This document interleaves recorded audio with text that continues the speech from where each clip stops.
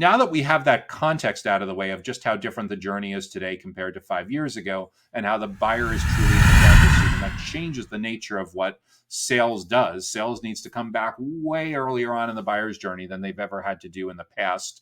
In turf, that a lot of people would have said in the past, hey, isn't that marketing's job? No. It's marketing and sales collaborating together throughout the full buyer's journey. So sales needs to come back way earlier on in participating as a teacher, as a thought leader, as a subject matter expert, or at least a concierge of those resources. And marketing needs to be prepared to take the lead through to the opportunity stage much deeper into the journey than they ever have done in the past. Because again, we are no longer in the driver's seat. The buyer is in the driver's seat, and we need to adjust accordingly. So when it comes to qualification in this context, we need to get super specific about good afternoon, good morning, good evening, wherever you're joining us in from.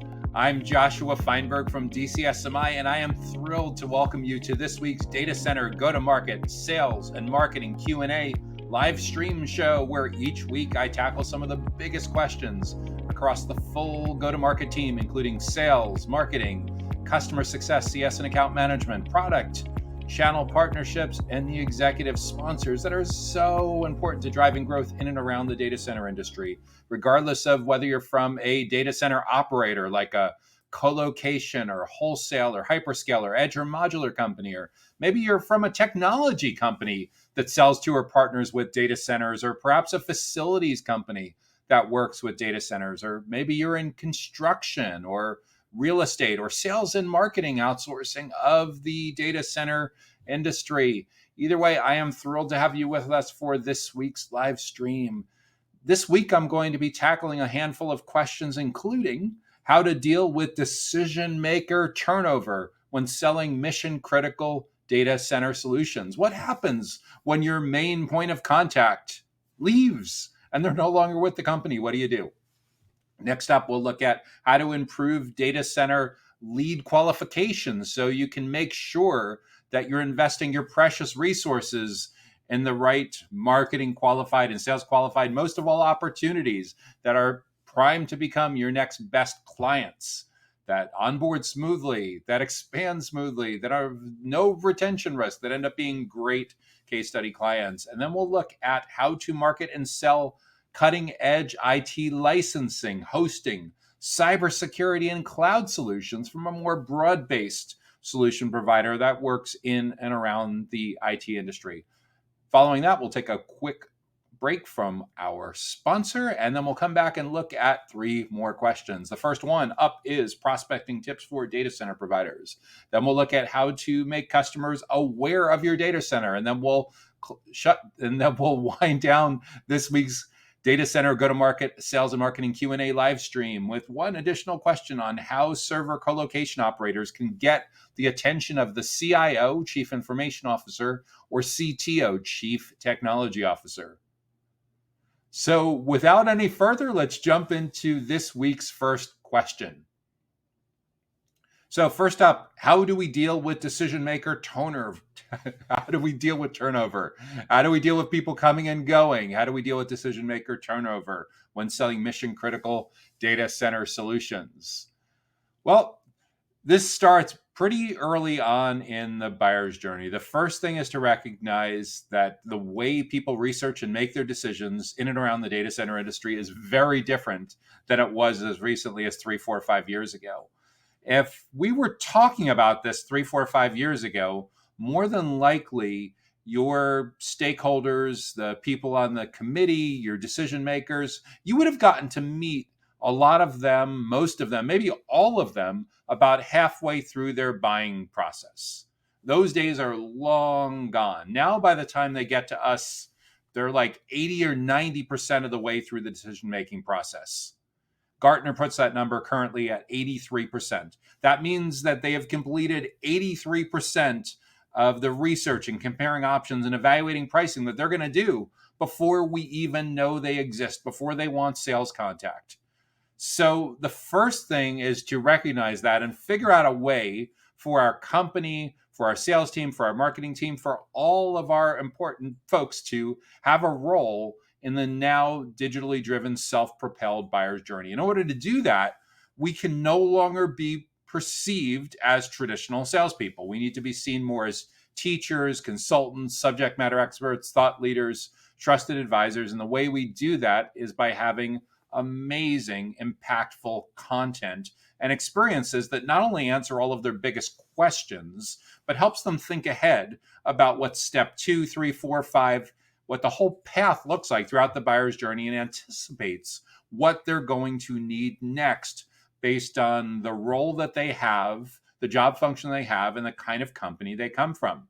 And the way we know that is we look at pattern recognition, who our best clients are. We look at the case studies, and then we work backwards, and we figured out what their buyer's journey is, their research and comparing of options, the whole research and decision-making process that they go through between when they discover a challenge or a stressor they need to deal with, a goal they're trying to achieve, and when they ultimately decide on a particular company and a particular solution. So how do we deal with turnover? Well, the most important thing is to recognize that as we're building out our presence in not just the last 17% of the buyer's journey, but the full buyer's journey, we need as many people from that team as possible showing up. How do we do that? Great, helpful, educational, remarkable content. And it may seem relatively low tech, but it goes something like this. Person number 1 discovers your company, discovers your premium content offer because they don't even know your company exists yet. You're helping them solve some particular problem. So maybe there's an ebook, a guide, a planning template, a report, maybe a webinar. They subscribe, they sign up. The next thing you know, you're sending them an email that says, who else at your company also needs to be at this, needs to see this, needs to attend this? Who else on your team needs this as well?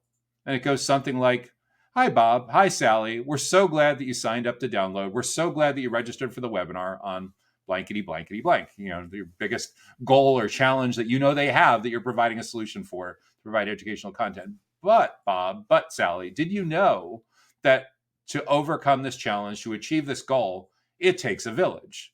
You need a multidisciplinary team, including professionals from operations, technology, compliance, facilities, whatever. So who else with that in mind, who else on your team could benefit from reading this, could benefit from attending this, could benefit from watching this? What I'd recommend, hit the forward button on your email, write a sentence or two about why this matters, and forward away. And just below that, they'll have the title of what the offer is, some bullet points on what the offer is. And you would be shocked how this form of email nurturing, email marketing that has been available in and around the data center industry for probably the better part of 20 years at this point, you'd be shocked at how well this continues to work. Any prognosticators that have declared that email marketing is dead or on its final lap, they don't get it. You don't realize how simple this is, because the most important thing you can do to avoid dependence on the decision maker or one person that you have a contact with at that particular company is to make sure that you're never in that vulnerable position of only having one contact person at that company. And it starts with having a great, helpful piece of content, a great, helpful event or experience.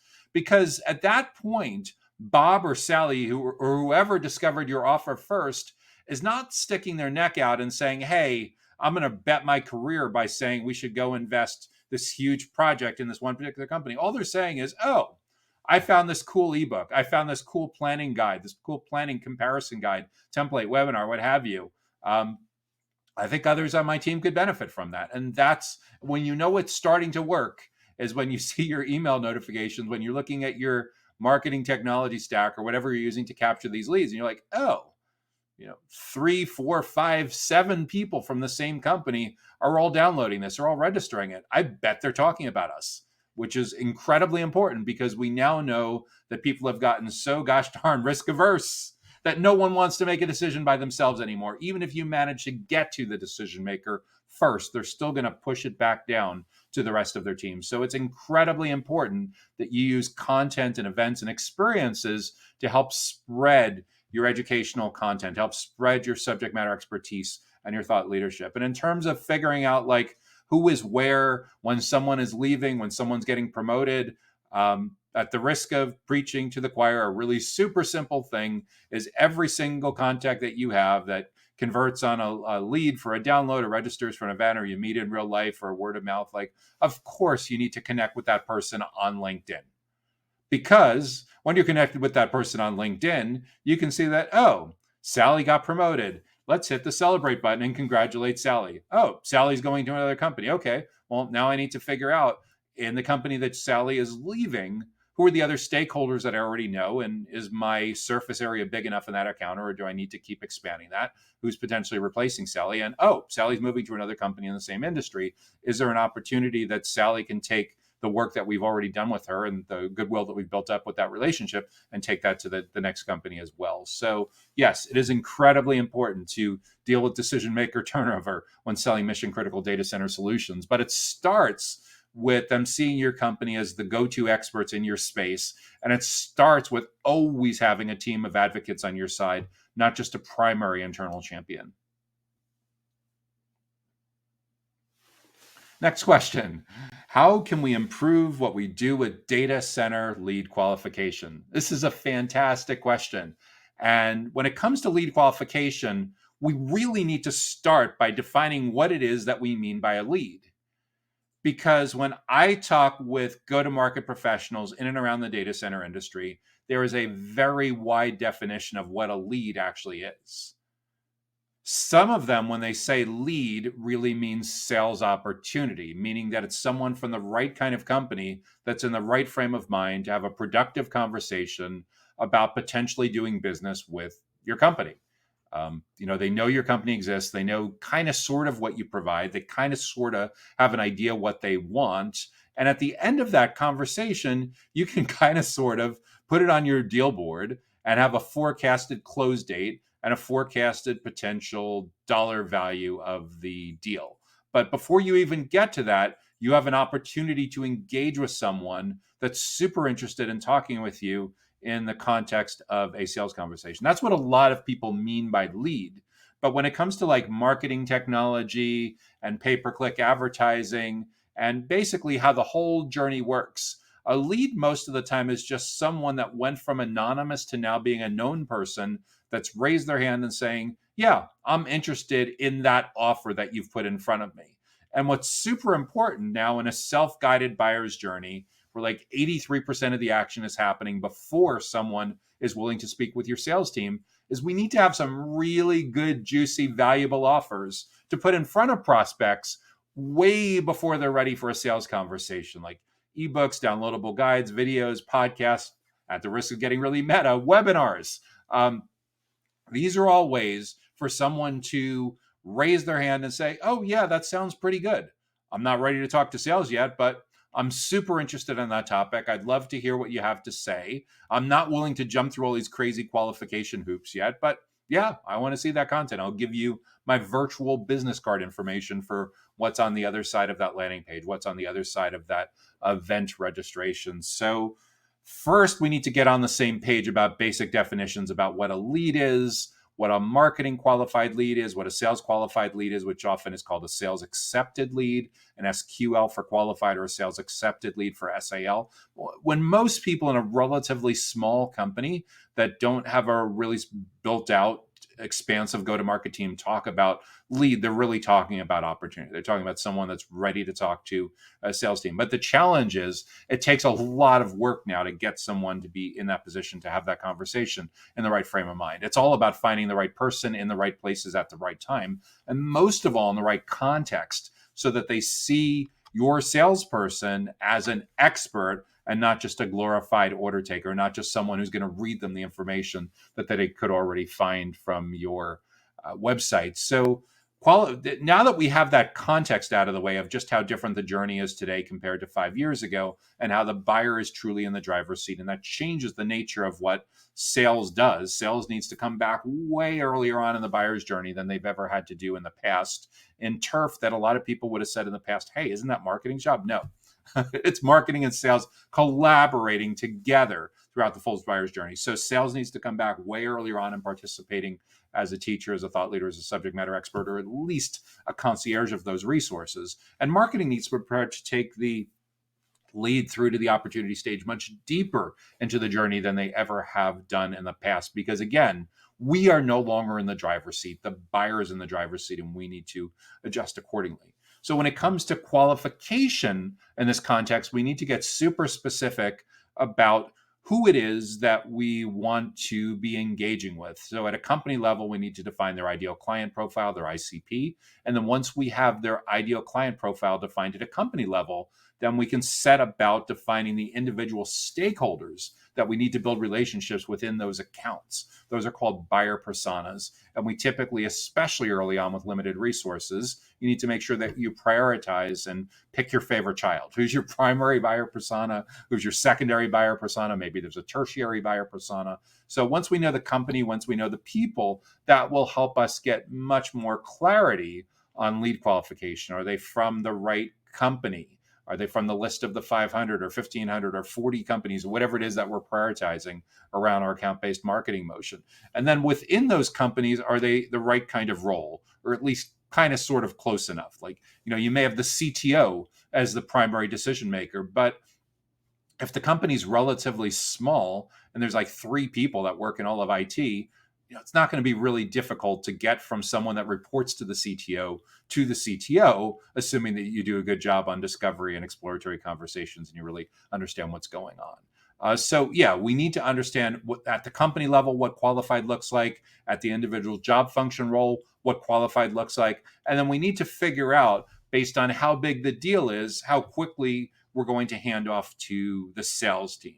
Typically, the bigger the deal, the more strategic the deal is, the more the alarms will go off immediately at the point of initial conversion to pass that lead to sales and to motivate, incentivize, encourage, mandate, whatever you want to call it, for sales to jump on that lead within minutes. We all know the stats, like of leads that you try to connect with within minutes are 10 times, 40 times, 100 times, whatever it is, way more likely to take the call and allow you to do successful qualification, as opposed to leads where a form is filled out and you get back to them 3 days or 3 weeks or never later, and it has the opposite effect. So if we want to be able to better qualify leads and improve what we do with lead qualification, we need to recognize that we're no longer in the driver's seat. We need to get out of the sales box and out of the vendor box as quickly as possible so that all of our customer-facing team members on the whole go-to-market team are seen as teachers, trusted advisors, subject matter experts, thought leaders. We're at the minimum really good concierges of those resources. And then we need to make sure to qualify that we're crystal clear on our alignment definitions about the target companies, the roles within the companies, and the speed at which we're going to engage and the thoroughness that we're willing to engage with those leads if we don't connect the first time. How many follow-up attempts we're going to make, what the follow-up attempts are going to look like, and how we're going to add value beyond just trying to book a meeting with them, which is kind of a selfish ask. So that's my 2 cents on what we need to focus on for lead qualification in the data center industry with today's modern buyers. Next question is how to market and sell cutting-edge IT licensing, hosting, cybersecurity, and cloud solutions. This sounds like a cloud service provider or a managed service provider, a CSP or an MSP that is likely selling to small and medium-sized businesses, because typically the small and medium-sized business is the kind of client profile that's going to be most interested in that single point of contact, because they don't have a big enough sophisticated IT department enough where they can really go for best individual provider in each of those. So if you have the ability to cost effectively and do a good job with taking care of licensing needs and hosting and manage cybersecurity as well as cloud solutions overall, then you want to figure out who your target company is. And the way you would usually do this, assuming you're already an established business, is you look at where you've done best. You look at where your best case studies are. What kinds of clients have had a great onboarding experience with you? What kinds of clients have expanded the kinds of services that you've offered them in the past? By the nature of having those 4 different services, cross-selling and expansion revenue becomes incredibly important. And where have they gotten the most value? How quickly and efficiently have they gotten from initial value to intended value to extended value? All of that taken into account will help you work backwards and figure out like what your criteria is for your ideal client profile. It'll allow you to build a target account list, an account-based marketing list of defined companies, of a tangible list of a couple dozen or a couple hundred, or maybe at the absolute most, a couple thousand companies that you want to get your offers in front of. And then who are the individual people within those companies to prioritize around buyer personas of what each of them care about, and then make sure that you're developing a journey map and a content strategy for presenting the right offers in front of the right kinds of person at the right time in their journey, with the idea that we pull them in by their virtual shirt collar and have a great relationship with them throughout the full buyer's journey as early as possible. During that first 83%, when they're doing all of the self-directed research and they're allergic to sales contact, how can we make sure that we have a great relationship with them? Because if you don't, they're going to get this information, this content, these comparison guides, these great educational event, webinar experiences. They're going to get these elsewhere. And whoever is providing that and spending the most amount of time with them in those 28 touch points between problem, challenge, solution, and purchase, whoever's spending the most time with them and coaching them on how to evaluate the alternatives, that company for sure will be on the short list, and they may completely neutralize all of the other competitive options. So it's in your best interest to be super specific about the kind of company, who those companies are, the people that are in with those companies, and then prioritize your efforts to build incredibly helpful educational content and educational webinars and event experiences that allow you to educate and build trust that scale with those folks in a way that stays with them throughout the journey, accelerates the sales process, and gets them queued up to see you as the go-to expert in your space. And with that, we're going to take a quick break from our sponsor. The Data Center Go-to-Market podcast is sponsored by DCSMI, elevating the role of sales, marketing, and go-to-market GTM professionals in the growth of the data center industry. To stay informed about upcoming episodes, make sure that you subscribe to the Data Center Sales and Marketing newsletter on the DCSMI website that can be found at www.dcsmi.com. Again, that URL is www.dcsmi.com.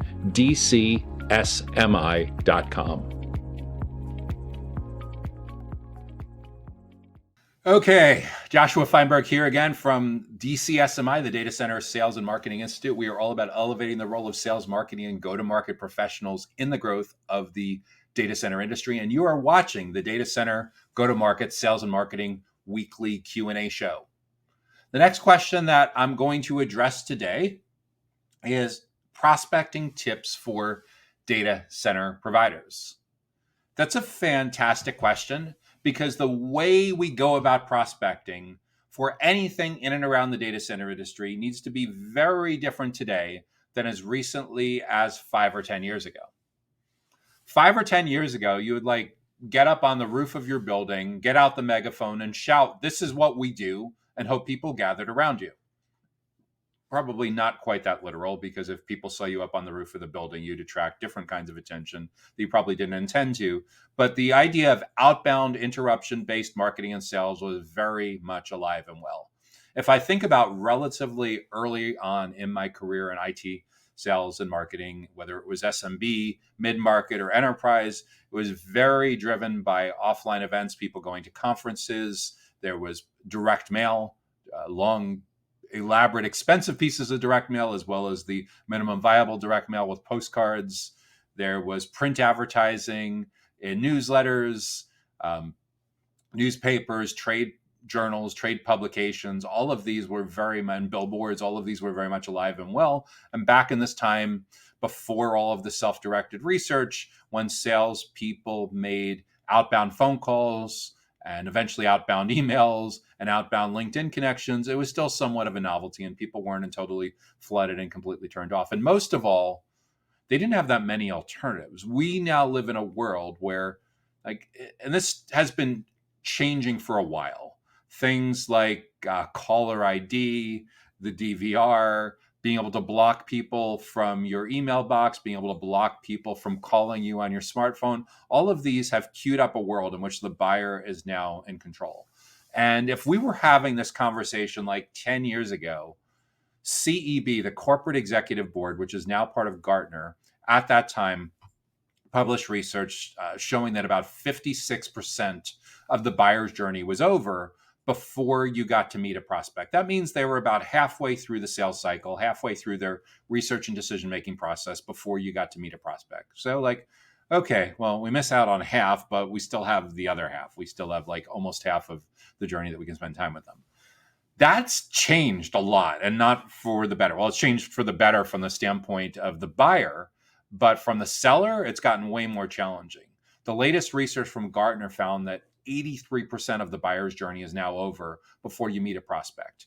That means for the first 83% of the journey, it's all self-directed research.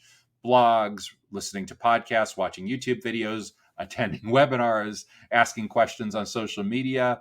Very, very allergic to sales contact. Anything that your prospects can possibly do to circumvent, to go around the need to spend time in a sales process, they're going to do. And if you think about it, it makes sense, because the way that we book travel, completely self-directed now. The way we make major purchases, the last couple times we've leased a car, the last times we've been in that, we've tried to do it without going to the showroom completely, as we all know that that's an experience that needs to be modernized. Even residential real estate is facing tremendous disruption in the way that commercial transactions have happened. I just saw earlier today a beloved music store that sells music. I don't know how many of you know my background, but as a teen, early 20s, I played the keyboard in restaurants and hotels, a little bit of wedding kind of stuff. So it was sad for me to see that a beloved musical chain of stores in the United States, after 100 years, was shutting down because they've been, I hate to say Amazonified, but yeah, online is brick and mortar is really, the world has changed. So when it comes to prospecting tips, we need to recognize that the world has changed and meet our prospects where they are. Where are our prospects? Well, in the first 83%, they're just looking for helpful information about addressing their goals, getting their questions answered, dealing with their challenges, dealing with the stressors, dealing with the things that are causing them to lose sleep, having them to pull all-nighters, missing out on time away from loved ones, having to have vacations that end up being unfortunately jokes of a vacation, where they end up having to work a lot of that time. So what can we do to potentially provide unique insights that help our ideal buyers understand that there could be a better way to address these kinds of things? That's what prospecting looks like in today's data center marketplace. Instead of traditional outbound calls being focused on booking a meeting so you can pitch your product or services, if you're going to do outbound at all, what we're trying to do is get the right people to engage with our early and middle stage offers, getting them to consume a guide, a research report, an ebook, a template, a comparison guide that we know could be incredibly helpful for someone like that person in that kind of company. Getting that person to register and attend a webinar like this could have a game-changing impact on how you prospect more efficiently in today's self-driven buyer's journey, where the buyer is so much in the driver's seat. So what that means by definition is the nature of what a sales development rep, an SDR, does is changing. The nature of what an account executive, an AE, does is changing. In both cases, you're coming back much earlier on into the buyer's journey in what you may have in the past said was marketing's job. What it really comes down to is now everyone needs to be collaborating to make sure your go-to-market team, your company as a whole, has a massive presence throughout the entire journey, throughout all of those 28 touch points, especially the 22, 23, 24 of them that are happening before sales contact. And the way you do that is getting really tuned into who they are, what they care about, and how you can help them do their job better. That's what prospecting looks like. And how do you get people to advance from that educational content? Well, at the risk of getting super meta, it's stuff like this. It's coming to a live virtual experience where they spend time with you in seeing you as a teacher, as an instructor, as a professor, as an educator, and they learn from you. And then they start to say, oh, yeah, these guys, these folks know their stuff. What do they do again? Oh, that sounds pretty good. Yeah, I'll sign up for their free trial, their free audit, their free consultation. They'll click the button. And next thing you know, you've accelerated an early stage lead all the way into decision stage, opportunity stage, where they're ready to talk with someone one-on-one from your sales team. But early on, when it comes to prospecting, we need to meet those prospects where they are, not where we'd like them to be out of the gate. Most people aren't going to elope on the first date. It's a funny Ashton Kutcher movie, right? But it's probably not how most of your data center buyers are going to navigate their research and decision-making process. So we need to put deposits into the relationship bank account before we try to draw out, because we know if we try to overdraw on a bank account where we don't have good deposits, it's never a good outcome. So those are some prospecting tips to take to heart in and around the data center marketplace. Next question: how do we make customers aware of our data center?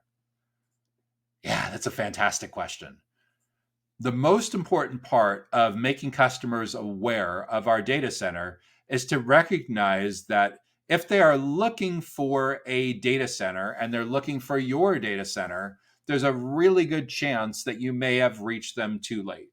That's not to say you shouldn't make a noble effort at hanging out your shingle and bidding on some late stage decision keywords and doing some search engine optimization around some late stage decision keywords. But the problem is, if they just show up at the end and we didn't have much of a role in their awareness and their consideration process when they were going through the formative stages of learning about how they were going to address a goal, how they were going to get their questions answered, what they were going to do to address this huge challenge that's standing in the way of their company's growth, that if they screw up could threaten their career. If we weren't there with them when they were going through all these trials and tribulations, the thing is, probably someone else was.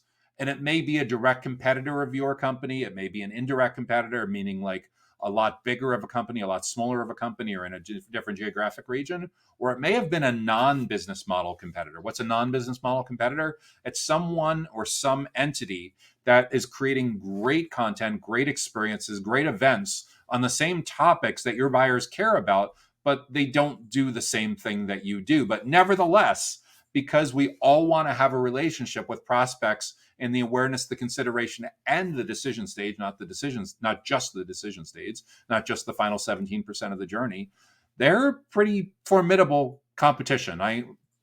When I do consultations with go-to-market teams in and around the data center industry, I say, like, if you're building from scratch right now, instead of building what might be considered a traditional marketing team, think in terms of building a media company for your most important buyer persona that creates great, remarkable, helpful, educational content for your most important buyer persona's biggest goals and biggest challenges that they're struggling with. So yeah, that's where understanding who your buyer personas are and prioritizing, so you know very clearly who your most important buyer persona is, and really, really zeroing in on what that person cares about, what they're stressed out most about, how you can help guide them through that process. That is incredibly important. So if you want to make prospects, if you want to make potential customers aware of your data center, it starts by being very specific about who those potential prospects, who those future customers and clients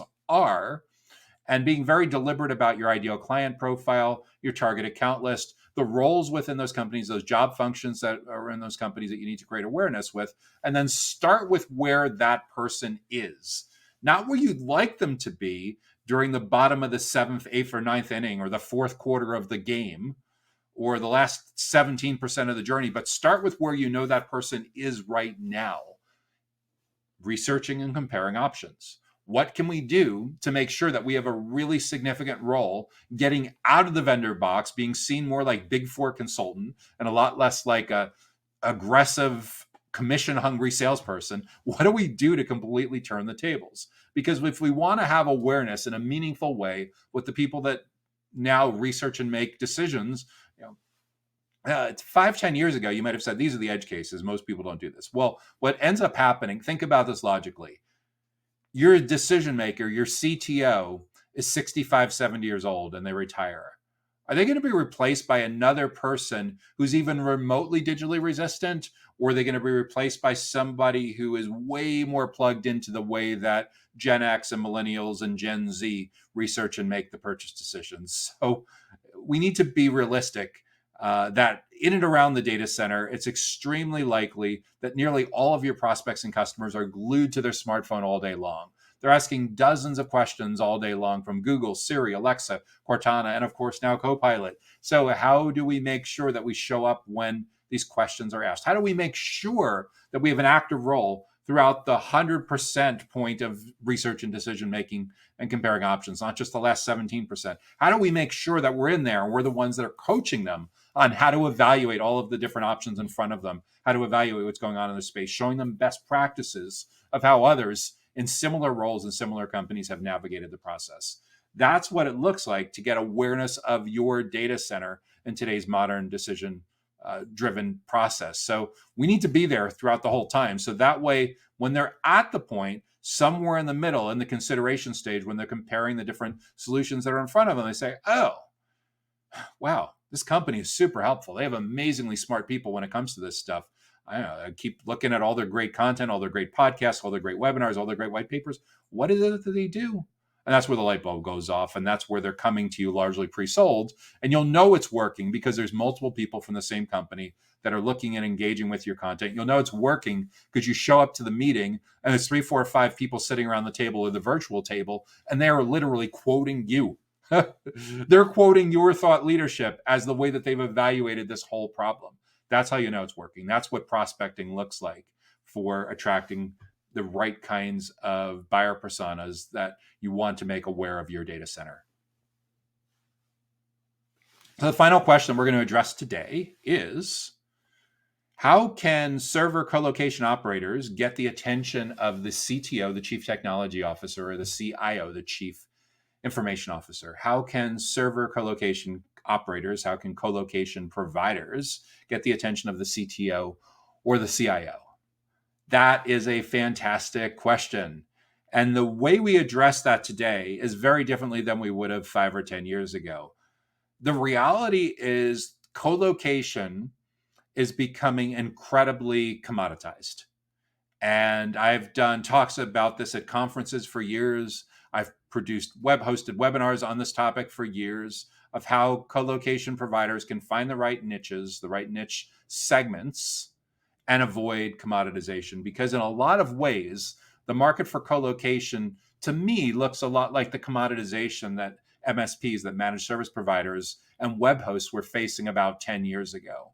So we are at this existential moment now where companies that are single location, small colocation providers are going to continue to struggle to have enough scale to be effective, both in terms of their offering, in terms of single location versus multi-location, and being able to afford to build a cost-effective way of attracting, engaging, and delighting the right kinds of clients that they want to grow with. So the first thing is to take stock of where your company has been most successful.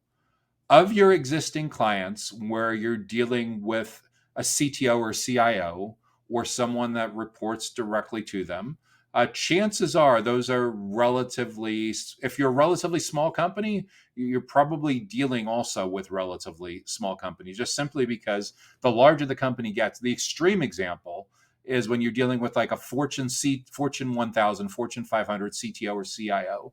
There's a really good chance that unless you're like a hyperscale provider, you're probably not getting anywhere near that C-level for decisions on basic, relatively inexpensive commoditized colocation. You're probably at the most dealing with a VP of network operations or something like that, or network engineering, or something like at a VP or director level or something like that. So what's really important, and to be self-aware, is where your company has won in the past, where you've succeeded in the past, where your best case studies are. And with that in mind, you're probably looking to do a client cloning machine. How do we clone your best case studies? Well, it starts by figuring out the attributes of the companies where you've done best. What are their sizes? What are their business models? Where are their industries, their locations? Is it just limited to a local area, or are there companies, CTOs or CIOs from all over the country or all over the globe that have found it super interesting to co-locate within your facility or facilities? So we need to go about developing an ideal client profile for understanding the attributes of the kind of companies that we want to attract. And then we need to figure out within those companies, the CTO, the CIO, Is that the primary buyer persona? Let's go with the idea that it is. So if your CTO or CIO is your primary buyer persona, what are the biggest goals that that particular chief technology officer or chief information officer are working on? What's the consensus when we look at least 5, 10, 20 people in that space about what they need to get done to be successful in their job? And along the same lines, what are the biggest challenges that that CTO or CIO is currently facing? What are the biggest stressors? What are the biggest things that are causing that CTO or CIO to have to do all-nighters once in a while, to miss time away from their friends and loved ones, to ruin vacations, to really, really stress them out to the point where they know that if they screw this up, their career could be in jeopardy? Once we know the consensus on their biggest goals and challenges, it becomes much easier to develop a content strategy, to develop unique thought leadership, teaching, thought, trusted advisor, kind of subject matter expertise, to get in front of the right people for the right reasons and the right places. And the right reasons is exceptionally important. Depending on the company size, it's can be anywhere from very important to like mandatory for us to get in with the CTO or CIO or someone from their team way before the point they know they're looking for co-location. Yeah, sure, we want to make sure that we have some coverage on topics for your geographic area around co-location, both on search engine marketing as well as search engine optimization. But that alone is not going to be sufficient. That only gets you a relationship in the final 17% of the buyer's journey. We need to be involved in the full 100% of the buyer's journey. So how do we get in early and often in the right way so that our company, so our team, so our individual experts within our company are seen as the go-to experts in the space? And it's all content. It's all making sure that when they go looking for information to help them do their job better, to address their biggest challenges, that you're not only able to answer the questions that they have, but you're able to anticipate 2, 3, 4, 5 steps ahead of where they are, where they need to be going next, based on the pattern recognition of knowing that, okay, the CTO or CTO comes from a company that's roughly this size and that in a certain kind of industry or business model, a certain kind of location. So it's very reasonable for us to expect, based on the journeys we've observed other people go through, that this is what they're going to want to see next. And then after that, and then after that, and then after that. From the 28 touch points that are between complete stranger and purchase decision, we need a way to make sure that we're into as many of those 28 touch points as possible throughout the full buyer's journey. So if you want to get the attention of the CTO or CIO, don't start by shouting, "Hey, we have cheap co-location. Want to book a meeting? It's on sale this week. Here's a coupon." That's not what we want to do. We got to get out of the vendor box. We can't be seen as cheesy salesperson who just has commission breath. We need to be seen, our sales team needs to be seen more like Big Four consultants. The interactions need to be so valuable that it feels like they're getting free consulting. That's how you get the attention of the CTO or CIO. And then second, recognize the smaller the company it is, the more it's more than okay to get people that may be 2 or 3 levels down in the organization from that CTO or CIO. What do I mean by that? If you're targeting CTOs of companies that have anywhere from, say, 50 to 200 employees, and there's a grand total of like 25 people in the entire organization, the IT organization, and there's only 3 or 4 of them that would have anything to do with co-location. Yeah, sure. It's great of those 3 or 4 people. It's great for your first contact to be the most senior person that's either has purchasing authority or is very close to purchasing authority. But the whole team is only 3 or 4 people. So if we do this the right way, if there's a great research report, a great planning guide, a great ebook, a great webinar, and Bob signs up or Sally signs up and they get an email back within a couple of minutes that says, "Hey, Sally, great to see that you signed up on our webinar on co-location, on best practices and for financial services, choosing the right co-location or outsourced data center," whatever it is. But we all know, Sally, it takes a village. It takes a whole team to make this happen. And companies like yours that are doing well, that have great uptime, that are taking care of security, that get rid of latency, they're typically multidisciplinary teams that involve people from these 3, 4, 5 different roles. So given that, is there anyone else on your team that ought to see this resource, that ought to watch this recording, that ought to attend this webinar?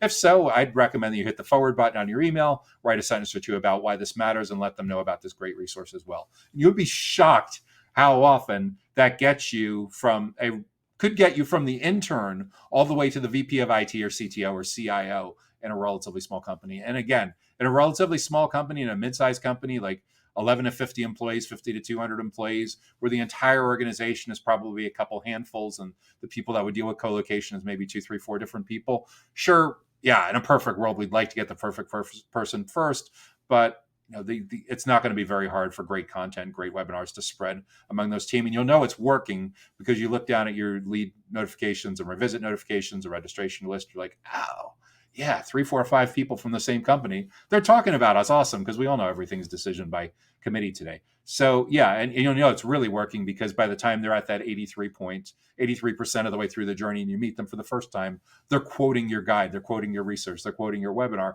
So they know they've been using your entire framework to guide the whole research and decision-making process. So that way, when they bring this up with their CTO or CIO, if that person wasn't the first point of contact, you're so far in there that you're for sure on the short list. And in certain situations, you may be the entire short list, meaning that your helpful educational content, webinar experiences, all that stuff together may have completely neutralized all the competitive options for the co-location. So those are some strategies in today's data center marketplace to consider when you're putting together a playbook for how co-location operators, co-location providers can get the attention of the CTO or CIO in the right way. So that was the final question that we're going to be addressing today in the Data Center Go-to-Market Sales and Marketing Q&A show.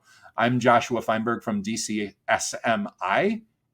We're all about elevating the role of sales, marketing, and go-to-market professionals in the growth of the data center industry. To be notified about our next episode, our next session of the Data Center Go-to-Market Sales and Marketing Q&A show, make sure that you visit our website at DCSMI.com and sign up for our weekly newsletter. Until next time, I wish you great success in growing your data center related business. Let us know how we can help. The Data Center Go-to-Market podcast is sponsored by DCSMI, elevating the role of sales, marketing, and go-to-market GTM professionals in the growth of the data center industry. To stay informed about upcoming episodes, make sure that you subscribe to the Data Center Sales and Marketing newsletter on the DCSMI website that can be found at www.dcsmi.com. Again, that URL is www.dcsmi.com.